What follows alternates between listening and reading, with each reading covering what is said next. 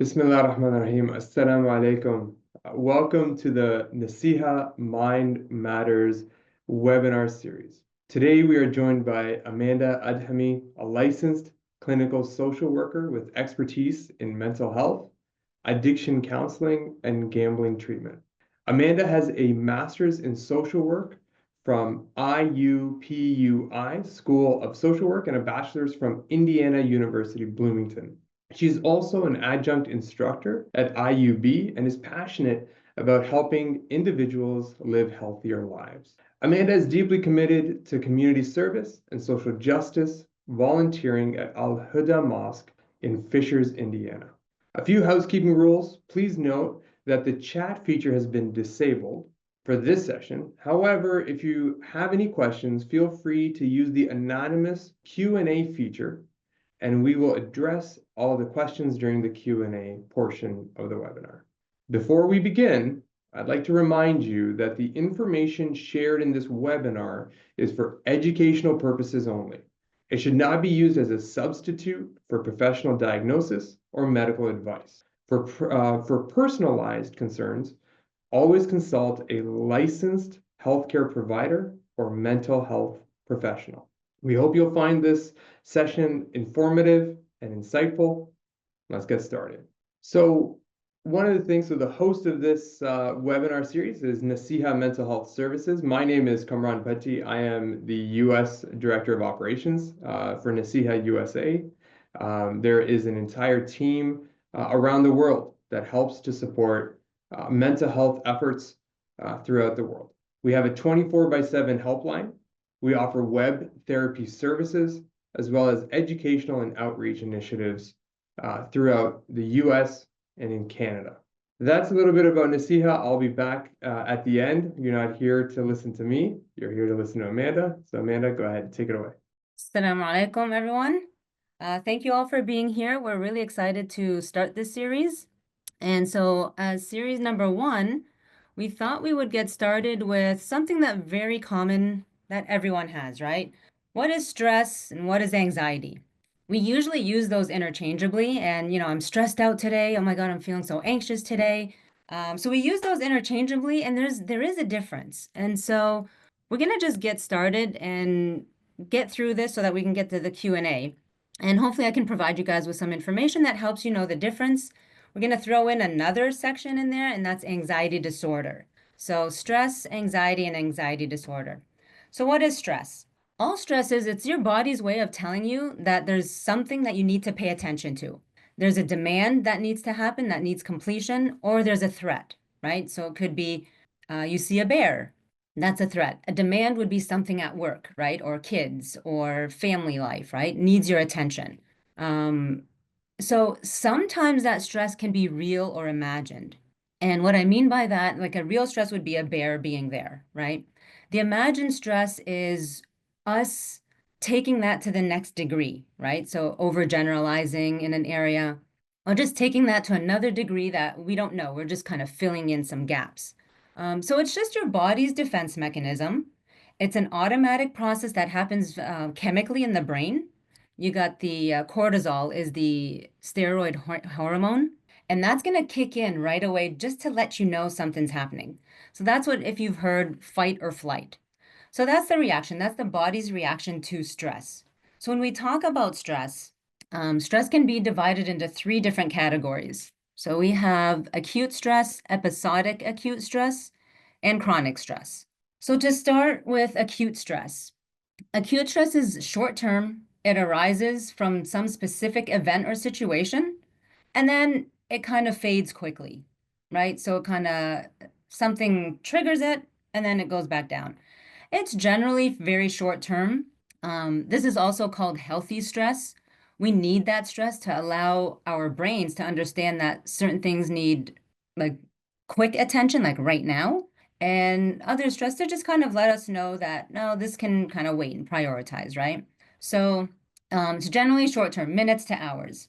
Examples of the acute stress, which is healthy, is feeling nervous before a presentation, getting startled by a loud noise. I get startled with cats. If they suddenly move, stresses me out for a few minutes. Once I know that I'm safe, it kind of subsides, right? Stress can actually enhance your immune and brain function. It kind of keeps you on that awareness. Episodic acute stress. So, episodic is when someone's experiencing acute stress, but regularly. So, if all of my family members have cats whenever I go to their house and I'm freaking out every time I see them, that's a regular, and I'm constantly there. It's reoccurring, right? Um, so some of these that you may see in your life would be taking on too much responsibility. So you're volunteering, you're working, you have kids at home, you're the soccer mom or soccer dad. So you're taking on so much, and this is regular, right? Um, an unusually demanding job. So just constant. So let's say like the New York Stock Exchange, right? It's just a constant high stress job, just like go, go, go, go, go. And that's consistent. So you're doing that over a long period of time. So it's small stresses, just like anyone who works has some stress or goes to school or gives a presentation, but this is a consistent one. Having interpersonal difficulties, trouble in the marriage, with friendships, with family members, taking care of someone, a loved one who's sick for long term. That's episodic acute stress. So it's just a continual thing. And then we have chronic stress. So chronic stress is stressful situations for prolonged durations of time. It can be really negative, like physiological or mental effects on the body. So if it's a consistent stress. So if you're my first example there is, well, illness, but poverty. So if you're wondering where your next meal is going to come from, and if you're constantly in that state of mind, I can't afford this, I can't do that, I'm in poverty, I need shoes, winter's coming, I need jackets, and that's prolonged, that can start causing some kind of symptoms inside you physiologically, right? So you may start feeling like some stomach aches or some like tension in muscles and things like that. Examples of that as well are like discrimination and loneliness. Um, you see no end to that, so it's considered chronic, right? So that's stress. So the stresses come from, so we got the three: acute, episodic, and chronic. They come from events or situations that are happening where you can identify it. You can identify a specific um, incident that's happening that's causing that stress. And then once that stress subsides, it's gone. So now what is anxiety? So anxiety now different. So we know stress is events and situations. Anxiety is a feeling. Anxiety is a feeling of fear, dread, or uneasiness. Um, it's a response to a vague or distant, even unrecognized danger. You don't know. So um, if anyone has watched the movie Inside Out, they actually do a great job explaining that one. So, you know, I don't know what I'm gonna wear. I don't know if my friends are gonna laugh at me. Oh my God, they're gonna laugh at me if I do this. My boss is gonna hate me if I do that, if I don't get this project done. So it's unrecognized, it's distant. Distant meaning it could be in the future, right? So you're thinking of things, so your brain is just filling in gaps and you're thinking of things that may or may not happen, right? And you don't even know, it's unrecognized. You're not quite sure. So you start feeling these uneasiness inside. Sometimes you get like this like something in your throat, or you feel nervousness, like the butterflies in your stomach. It's a normal reaction to stress. So we can be, and this is where it gets a little bit confusing. So you can be stressed out and then have physiological reactions, but anxiety is that feeling of fear, and it's a distant and unrecognized reality, or not, sorry, not reality, unrecognized vague assumption. So you might feel anxious when you have a problem at work and you're like, oh my, you get home and how am I going to solve this? Before taking a test, you get those negative thoughts. I'm going to fail. There's no way. I studied as much as I can, but I'm still not going to do well. Those kind of things can cause those physiological reactions, and you don't know what's happening. Stress, you know. There's a cat, there's a bear, there's a lion. I'm overwhelmed with all of this work. I have this deadline. This is you're starting to tell yourself a different story. So anxiety can be motivating. It can motivate you to change, to do something, to get better at it, to do something better. Now, here's where the other difference is going to come. People with anxiety disorders, this is where I said I'm going to throw in another word here for you. The fear is not temporary and can be overwhelming. So, anxiety disorders are different than the anxiety as well. I don't have to have anxiety disorder, but I could feel anxious. I can feel the physiological effects of anxiety. So, what is anxiety disorder? So, anxiety disorder, it does not go away and can get worse over time. So, even with your feeling anxious, once you get to work and you realize, oh, my boss didn't yell at me, it was fine, it's over. So, you don't feel that anxiety anymore. Anxiety disorder, it just gets worse and worse, and you start building upon those assumptions. The biggest difference here is symptoms can interfere with daily activities in multiple domains of your life. What that means is the functionality. You stop function. So the main aspect of anxiety disorder is this uncertainty. You're just thinking things are going to happen, and you stop functioning. You get less work done at work. You're not focused in school. Your social relationships have hindered. You're avoiding going out places because you're so worried or anxious. So it's actually impacting your functioning in life. The main reaction of anxiety disorder is just to avoid things. So you're just going to end up leaving things and staying at home or only going to safe places because you don't want to deal with that. So that's an anxiety disorder. Biggest takeaway you can take with you is functionality. If you're unable to function, if you're sleeping a lot more, if you're constantly worried about a lot of things, like you're getting into the disorder part in multiple areas. And then we'll go through how we diagnose it in a little bit. So types of anxiety. So we have GAD here is generalized anxiety disorder. Picture this generalized anxiety disorder as you have multiple buckets, and in those buckets, you're worried about your finances in one bucket, your children in another bucket, your grades at school in another bucket, your rent, paying it on time in another bucket. I guess that goes with finances, but socially, going outside. So when you have multiple things that you're really anxious about and you're really worried about, that's generalized anxiety disorder. We can't really pinpoint just one. It's general. And it has to happen every day for at least 6 months. Then you have the panic disorder is you get panic attacks, right? They're sudden, they're repeated periods of intense fear when there's no danger. It's just really intense. And then your body starts, so that cortisol, that hormone, and other things that you start getting these ideas in your head and negative cognitions or negative thoughts in your head, and it intensifies that. So you really think you're in danger. You really, really think you're in danger. They come quickly and they last several minutes and then they'll go away. Then you have your phobias. So the phobias are intense fear of something specific that really possesses no or little danger to you. So people have phobias, spiders, social situations. You've got that social anxiety. Those are the phobias when you're afraid of something, heights, those kind of things. And then social anxiety, it's you have a very hard time to interact with others. So sometimes a lot of people will say, "Oh my God, my social battery is like drained. I got to go home." Or that's not social anxiety. Social anxiety is like you really fear going to crowded places. And I'll talk about interventions and how we deal with those kind of things, how we help them cope with those kind of things.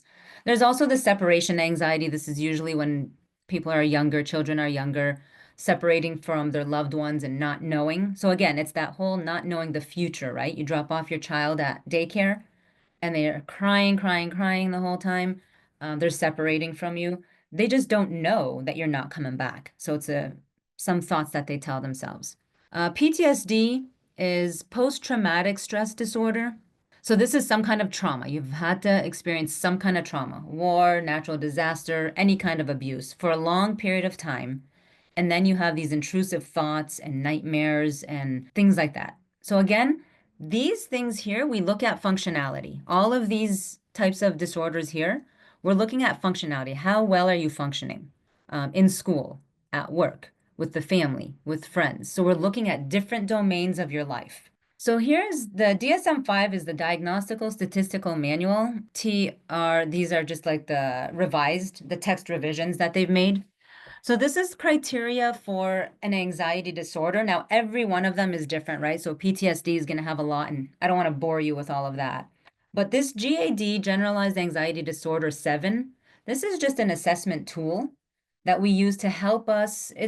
You could take it, you can just look up GAD 7 online on Google, and it'll give you the anxiety disorder tool that we take into consideration when we make a diagnosis. So any anxiety disorder needs to be present for more days than not and for more than 6 months. So if it happens for 3 months, and that's temporary, the stressor, the anxiety, something went away, right? So it's not, that's why it's not a disorder. It can be more stress or chronic stress or something, but it went away. In addition to that, you have to have three or more of the following six symptoms. And they're there. They're restlessness or feeling heat or on edge, being easily fatigued, difficulty concentrating, or your mind just going blank at times, irritability, muscle tension, and sleep disturbances. So if we look at a disorder, we're looking at it. If you think like sometimes you're anxious and you forget things, or you're stressed out and you just can't keep things in line, but it's not these complete difficulty concentrating if you put your mind to it. This is again for 6 months. And then another thing we look at all the time is this disturbance is not better explained by any other mental disorder or substance use or medical issues. So if somebody is using substances, we'd have to root that out first. So we don't just look at this and say, oh, well, yeah, you met three of those, you've got an anxiety disorder. There's a long assessment that's typically an hour to an hour and a half where we're asking follow-up questions on medical medications. Sometimes medications can cause hallucinations, can cause so many different things. So we have to look at that medical part as well. We're not doctors, therapists are not doctors, but we ask these questions and ask about medications. If we can't explain it in any other way, any other mental health disorder, if they have a mood disorder, if they have anything else, or substance use, then it would be anxiety disorder. So I had some case examples that I wanted to go through, and I guess I'll read it really quickly and give you guys a second to think, what do you think it is? So Sarah is a 35-year-old marketing manager. She reported feeling overwhelmed by demands of her job and frequent conflicts with her colleagues and difficulty balancing her professional and personal life. Sarah describes experiencing tension, headaches, muscle tightness, and irritability, particularly after work. Sarah has worked in her current role for 7 years and noted that her responsibilities have significantly increased over time without corresponding support or resources. She also feels pressure to excel in her position due to her high self-expectations and her manager's demanding style, leading her to feel irritable and frustrated. At home, she juggles parenting a toddler and managing household tasks, leaving little time for self-care. She reported having difficulty concentrating and forgetfulness. Finally, she reports having trouble sleeping at night, often thinking about work tasks. So just quickly think, what do you think that is? So if we look at the symptoms, frequent headaches, muscle tension, difficulty concentrating, forgetfulness, persistent feelings of irritability, this all looks like anxiety disorder. But Sarah's symptoms align with chronic stress resulting from work overload, inadequate support, and insufficient coping strategies. So if we look at this and we say, okay, how long has this been going on? If I were to look at this and say, okay, what have you been doing or like to help you deal with this stress? Did she communicate with her boss? Did she, she's been working for 7 years, but this just recently happened, she said. So things were not like long term. So this would be chronic stress, and we would probably deal with this was just giving some coping skills, mindfulness, getting her time off, learning boundaries, things like that. Case number two. So he's a graduate student, 28 years old, a constant sense of worry and restlessness. So there's that word constant about his academic performance, finances, and future career prospects. So he's thinking futuristically. He's thinking of something that he doesn't know what's going to happen. It's vague, it's distant, and it's unrecognized, right? We don't know. He described experiencing frequent panic attacks. So he's got frequent a few times a week. So we're looking at that. Panic attacks a few times a week. So 2 to 3 times, let's say, where he gets short breath, his heart is racing. So he's got those physiological symptoms as well.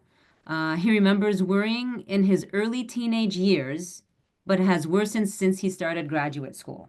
So he had it before, and we would dig into that. Difficulty focusing on academic tasks due to intrusive thoughts. So he's getting these thoughts in there. His parents held high expectations for his academic success, which he internalized over time. So he spends most of his day worrying about worst case scenarios and struggles to relax. So they kind of look the same. You see two people here that are stressed out, worried about things, worried about what's going on. Sarah was just stressed out because she's got a lot to do at home and at work. He is actually going to the next level and he's thinking about what may or may not happen, his academic performance at school, his finances, his career.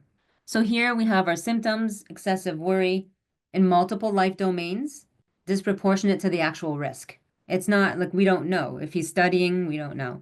His panic attacks, dizziness, he felt some stuff.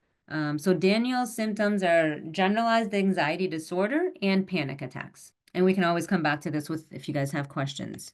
So interventions, the way we would take care of it, it's multifaceted. It depends on the type and the severity. So you'll always hear a clinician or a psychiatrist or psychologist, we always say it depends. And it does, because we're dealing with the brain. So when we say generalized anxiety disorder or panic attacks, there's three levels. There's mild, moderate, and severe. So depending on where you lie within those criteria, mild can just have therapy. You can just see a therapist and kind of help you get some coping skills, some grounding, some self-care. Moderate to severe usually may require both medication and therapy simultaneously. Most common treatment for anxiety is cognitive behavioral therapy, which is just we're helping you identify your thoughts, feelings, and actions. And we're reality basing things, right? So let's talk about what's fact and let's talk about what's fiction. So, what's real that you're talking about in your head and what's actually happening? ACT is acceptance commitment therapy. Basically, what we're doing is you're accepting your thoughts and feelings without judging them.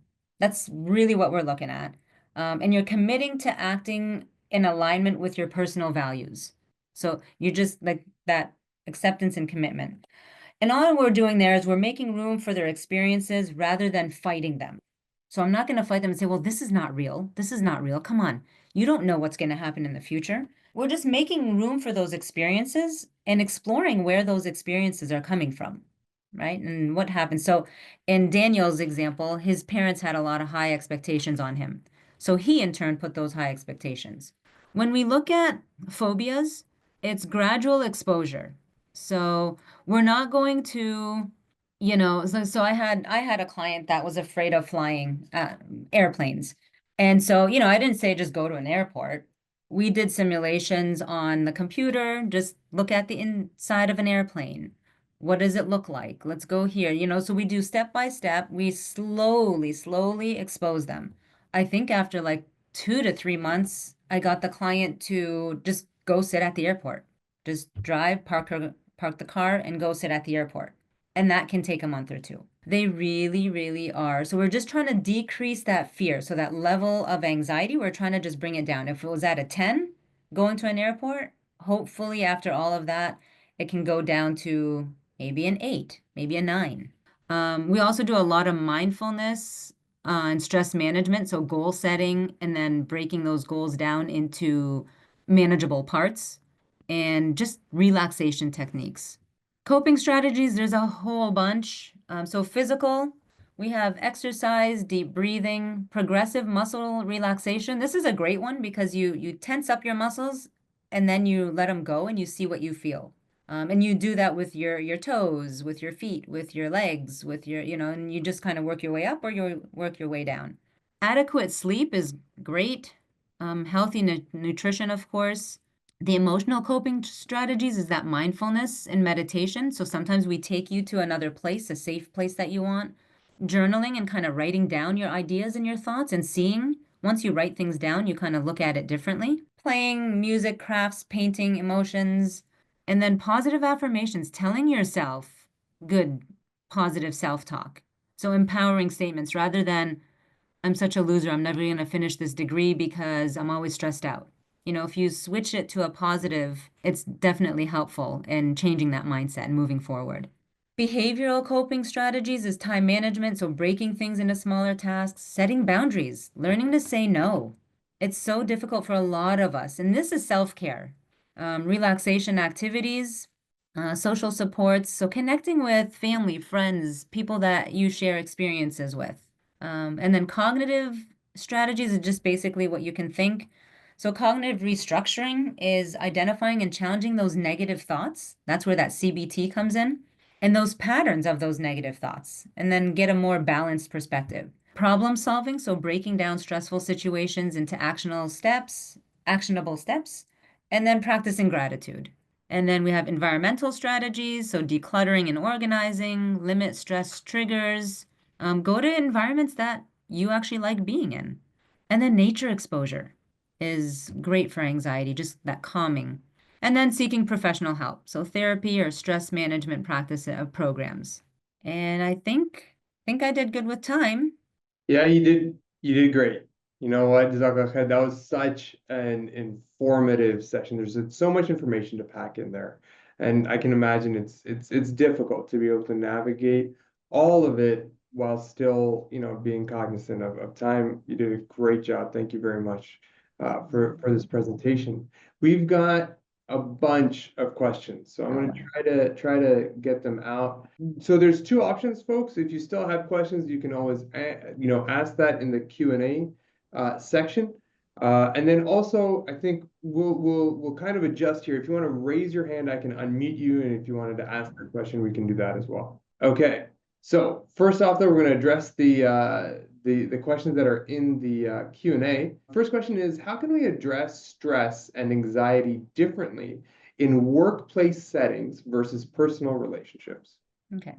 So I think the first thing is really setting those boundaries. So making sure that your work setting is your work setting and learn to know that these are colleagues and professionals that you're dealing with at your level. And so setting those boundaries that once I leave this building, I won't answer my phone, I won't do this, and that is going to leave work at work. We are so tied to our phones right now, and that's such a big influencer of like stress and anxiety. With family. So, family stresses, again, it is also boundaries, but with, different respect because you're dealing with those family members, right? So maybe taking a break. So maybe saying, can we have 5 minutes to just let me cool down for a little bit, and then we can come back and talk about this? Or, children really stressing you out. Take that time to meditate and teach the child the same way, the same thing. So if I take that time to just kind of inhale, take a deep breath, not get angry, you're kind of mirroring a behavior that you want your child to do as well.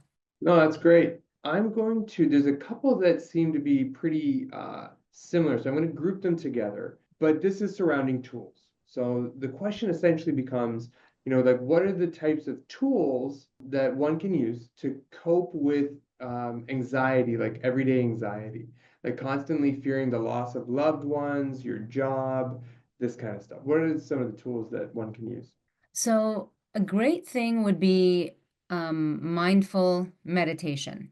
So, let's say because those are two, so if we're looking a loved one, grieving a loved one, and of course, Nasiha, of course, is an Islamic platform for people. So, incorporating your religion, incorporating Islam into this is a great way to do that.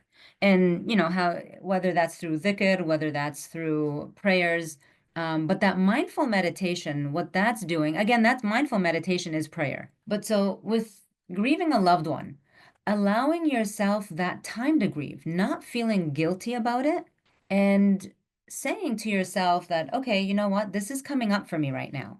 I'm missing my loved one, and this is where I'm at. And allow yourself to cry that out, to be frustrated. So I'm not, anxiety and stress is, we're not saying to dismiss those emotions, just recognize them first. And once they come up, taking yourself to a safe space. So, and then that's imagining, what is my safe space? Is my safe space, in Mecca at the Kaaba? Is my safe space a beach where I can, the sky is blue, and taking yourself there to just calm yourself down. So you're getting that cortisol is being released into your brain and being flushed out, telling your body you got to do something. I don't like this state of mind. You got to do something about this. And so that mindfulness will bring you back. Tasbih is a great mindfulness practice because it's just getting your mind somewhere else and because you're touching. So that actual physical touch is redirecting your brain to give attention somewhere else. I think that was the first one, Cameron. What was the second part of the question? Well, it was about tools, right? So Mm. like the like dealing with the anxiety of the fear of the loss of somebody or maybe the loss of a job, like the different tools. Mm. The second half was also part of that question about Muslim, like as a Muslim, what are the tools that we have as Muslims? Okay. So grieving or fearing loss of a job or fearing the loss of someone. And you can find a lot of this stuff, resources online, but looking at what's in your control and what's out of your control. So, really focusing on, okay, what is in my control? I can go to work today. I can keep working. Yes, people are getting laid off. People are, but I'm going to continue doing what I can. And that's in your control. What's out of your control is what your bosses are doing or what the finances of the agency are. Those are out of your control.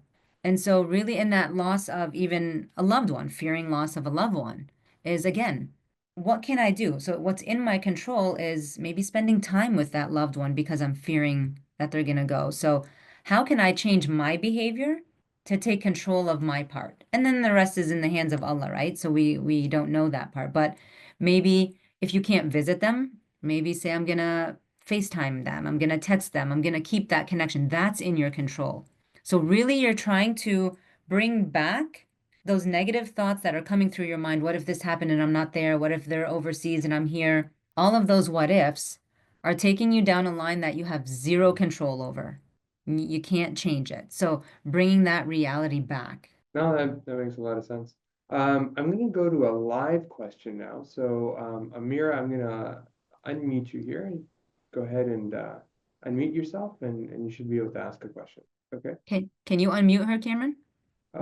I don't Oh, know. there Can we go. you guys hear me? Yeah, No, okay. yeah, go ahead. Assalamualaikum. How's everyone? Uh, Alhamdulillah. Thank you so much for this presentation. I was excited to learn about it about an hour ago. I'm like definitely happy I jumped on. Just to my question. So I'm just gonna be flat out 100% honest. So how can someone establish like healthy boundaries and seek support at the same time when the source of the stress is rooted in like family relationships? So like if someone, they feel obligated or unable to distance themselves from like those dynamics, like how can someone basically, like I said, seek support and establish healthy boundaries at the same time? It's easier said than done, I feel, honestly. If I'm being realistic. So if you could maybe. So yeah, family relationships are really difficult, and that takes that maybe our next series.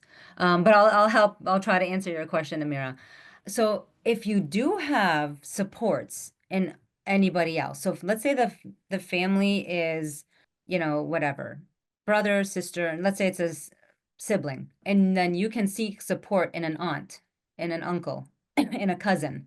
So establish those support systems, the trusted support systems first, because support connection is always going to be your friend.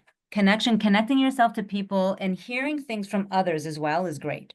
Now, setting those boundaries with family. So, like you said, it is easier said than done, but having that confidence to say no, having that. So, remember, we come from a religion too where, Ibrahim alayhi salam, he did say no to his father. So, it's within limits, right? And so, I'll take you back to what I had said earlier, something about values. Prioritize your values without getting deep into things, but prioritize your values in that situation while maintaining a healthy relationship with the family member. So, setting those boundaries, it's hard to say no. It's extremely difficult to say no, even to help other people. But once you do, and again, we don't have to say no in that way. You could say no by just saying, this is not something that aligns with my values. This is not something that I'm willing to do at this time. I'm not ready to take that leap. So you don't have to say no. You can also, this is something really quickly you may want to write down, use I feel statements. So the way it goes is I feel, and then you put an emotion in there. So I feel hurt when I'm asked to go to a party, I don't know, because I don't enjoy loud noises. And so you're not pointing blame, like you always tell me to do this, you always want me to do that. You're telling them you're feeling, and that's being vulnerable. But vulnerability helps set boundaries. So it's I feel when I feel blank, when blank, because blank. I hope that was helpful, Amira. I can tell you that, in reading the logs from the helpline, relationships, familial relationships is the number one issue that comes up so regularly, whether it's siblings, maybe it's parent-child, husband-wife, in-laws. It is the number one issue that comes up so regularly on the Nasiha helpline. Yeah, and So we definitely should do a webinar on that alone. Amira, I really thank you for that question. that was a great, yeah, that was wonderful. I will go to another one. So this is gonna be, I think it's Sofia. There you go. Thank you. Jazakallah. Assalamu alaikum. Wa alaikum salam wa rahmatullah. This is amazing. Jazakallah khair. So I'm probably your audience is much younger than me, and I see the audience and from gauging the questions and so forth. So I do crisis counseling within my community, and what you had just said with the prior question, where you need to how the boundaries actually don't translate well when you're dealing with older generations and family members and things like that. So what I have seen in my practice is it's always what I say it is also like things get lost in translation, and exactly what you were stating earlier. And I think also the fact that we look for support system within our family members, and those expectations don't get met because unfortunately there's a cultural barrier, there's a language barrier, there's literally, even though you share a language, there's absolutely things getting lost in translation. So you do need those buffers, you do need to set those healthy boundaries. And I think always, because I do spiritual counseling, and what we talk about from the Sierra and from everything that we've learned, from a religious and spiritual perspective, is that you have to deal with people with ihsan. So, that word gets really lost when you deal with psychology from a secular perspective, and it becomes very self-centered. And that's why those things don't get translated and those needs don't get translated so well, because it's always coming off as me, me hurt, you hurt, all of that. So I think it's really critical for the younger generation. And mashallah, I feel like we live in this age of technology, which is a blessing and a curse at the same time, because you get overwhelmed, and you don't know exactly. Sometimes it gets really lost for you, like where is the help and how is the help really going to be productive for me. So I really think that is happening now, especially with the information highway that we're on, where you can have webinars like this, have open conversations.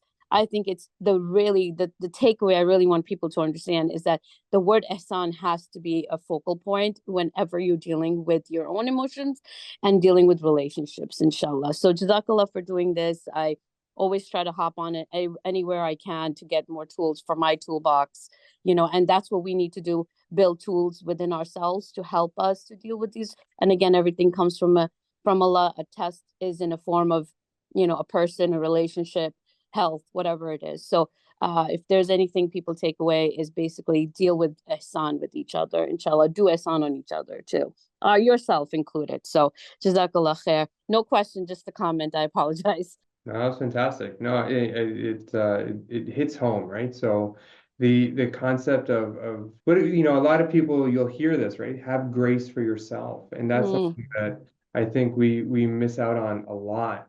And I think that's brilliant advice. So thank you very much for that comment. There are still a couple questions.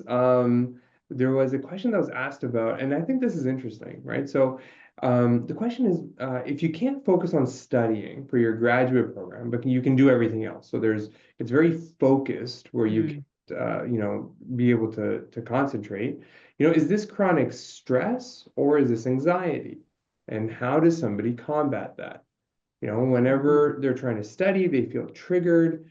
And then there's, of course, bullying, and a classmate was bullying this individual. And so there's a lot of unfairness in the field, and to the point, they don't want to work due to the fear that they'll encounter these kinds of bullies again. So there's a lot of external factors also, it sounds like here. Yeah, so if it's one domain of life, and again, so remember the disorder is going to be happening daily for 6 months, or most days for 6 months. So if it's that one aspect of the life of like, I can't get myself to study, this is where I think what Supriya was saying is loving yourself. Talk to yourself. The advice that I would say is talk to yourself as if you're talking to a friend. And what I mean by that is, if a friend came to you and said, I'm having such a hard time studying, I'm never going to pass this, these people are going to bully me because I'm doing awesome on the test, they call me a nerd, or I'm not doing well on the test, whatever way they're bullying, what would you tell your friend? You would probably tell your friend, oh, come on, don't pay any attention to them. You're good. Look at all your past grades. You did so well here. You did so well. You're awesome. You're the greatest friend. We say that to our friends and families all the time. But the internal talk that we speak to ourselves is negative. What if what they're saying is true? I can't believe they're right. Like I'm doing poorly on this, right? So that's that loving yourself and knowing that you are a creation of Allah subhanahu wa ta'ala. وَخَلَقَ الْإِنسَانَ فِي أَحْسَنِ تَقْوِيمٍ. He's created mankind in the best fashion. So if you're thinking negatively about yourself, well, Allah hasn't thought negatively about you. So my advice would be talk to yourself like you're talking to a friend and getting yourself into the mode of studying. It's that goal setting, right? So instead of saying, okay, I'm going to read a chapter today and make my study notes on that chapter. Say, I'm going to read 5 pages, take a 10-minute break, and then take my notes, or a 5-minute break and take my notes. Make an actual schedule and break it down into manageable parts. And there's another topic. We can talk about how to set SMART goals. There you go. Yeah. I hope that was helpful. Yeah, no, I think that's brilliant. There's going to be a lot of other topics also that we're going to be addressing throughout the Mind Matters series, and setting goals is one of the topics that we're going to be looking into. There's a great question, and I think this is the one that might hit home for most people, if not everybody, because it's always in that moment, right? So you've learned all these tools, you've done all the work, you've gone to the webinars. And now it's time to implement. And when the time comes, you forget all of it. So how is it that we can deal with this kind of a scenario? Like what can we do? I'm going to tell you exactly what I tell my gambling clients. I'll ask a question and I'll end up answering it because it's hard in this webinar. But I think all of us here in North America, if you've gone to a public school, they always do fire drills, whatever, tornado drills, whatever your area has, they do those drills. Why do we think they do those drills? You have to, like in a fire drill, I remember when I was in school, you had to walk out without your jacket, whatever you had on you is what you walked out with. And those Canadian winters are not warm. So you would just walk out. Well, they do that so that when the time comes, you know exactly what to do. You're just walking out.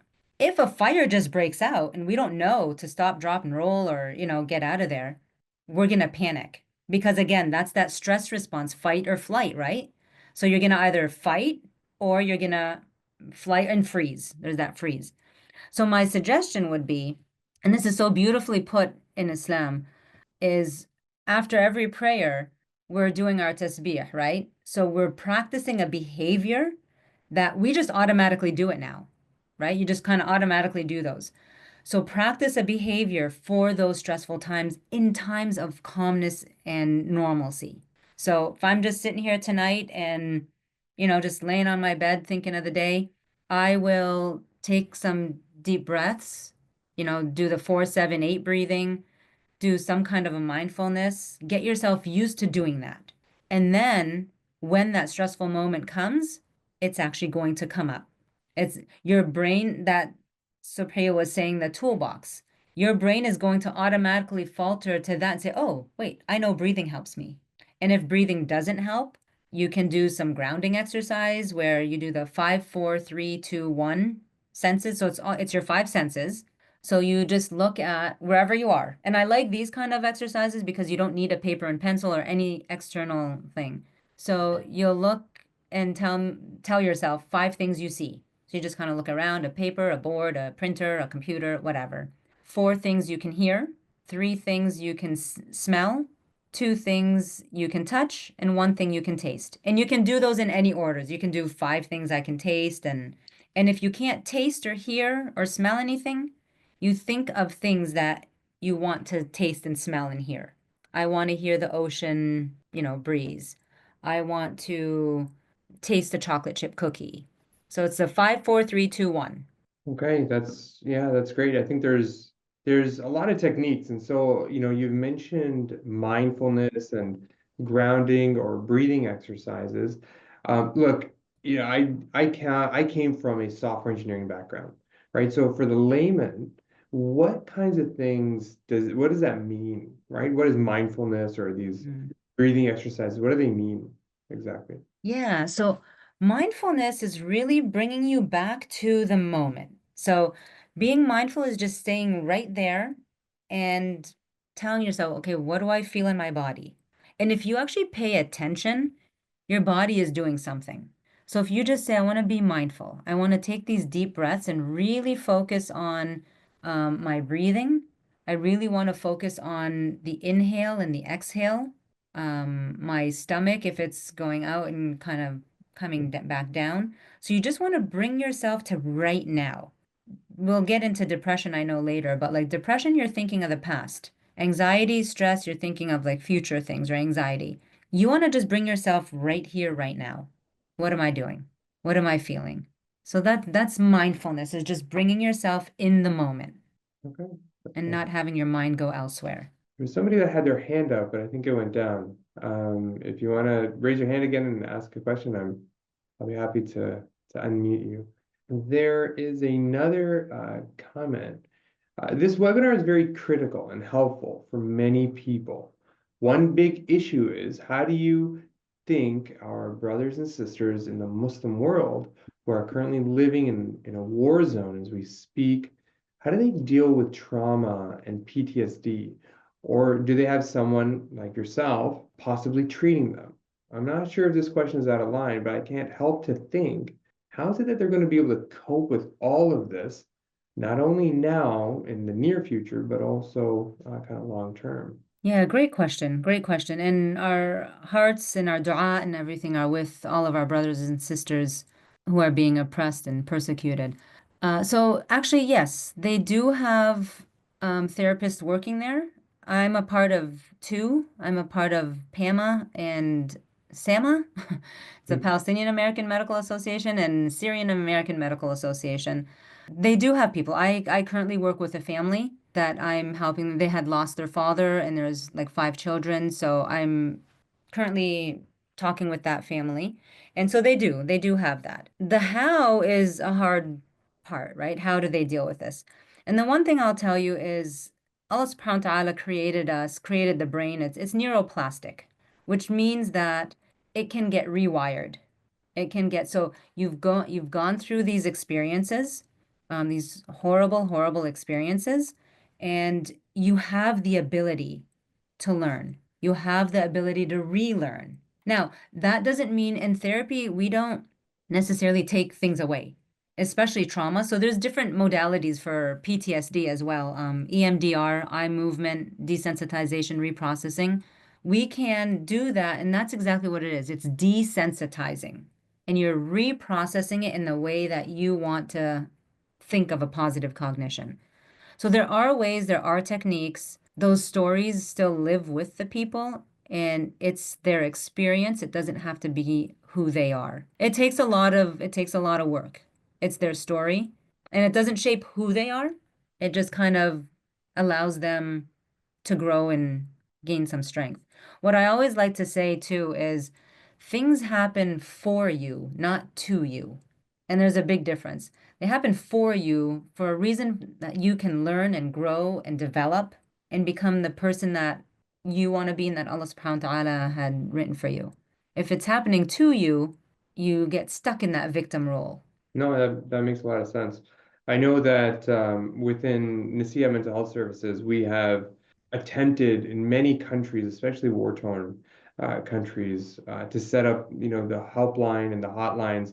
And sometimes it becomes a security matter where it becomes very difficult for somebody to get that opportunity to make that call, or so that we will introduce live chat features so that somebody can go to a website and quickly be able to at least chat or talk to a counselor in real time, and that's been somewhat successful. I mean, people have been able to take advantage of that. So the more resources that we can provide, obviously the better. This one hits close to home. It sounds like it's a teacher asking this question. There's this constant feeling of organizing my teacher desk, of tidying up, or in order to feel productive, even if I may not be efficiently getting things done.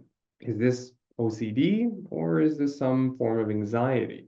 I feel this is me coping with student misconduct or other triggers. Very insightful question.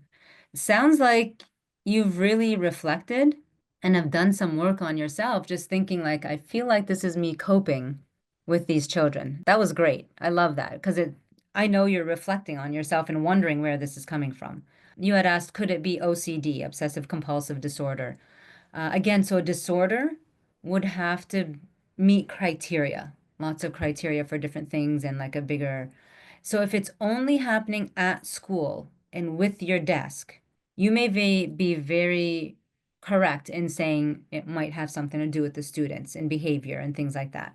I would explore a little bit more with you, with yourself. And in terms of that, like organizing the desk all the time, maybe organize it and leave one thing out of order and see how much that bothers you. Like, so rate those on I love scales of 1 to 10. 10, it bothers me so much. I just can't handle that one little paper. 1, it doesn't bother me at all. So once that one thing, and you wait for a week and say, okay, how bothered am I now? And scale that again. And then add another thing that's out of order. And then you want to look at, again, prioritizing, right? So you want to see, okay, what's important to me for my own well-being?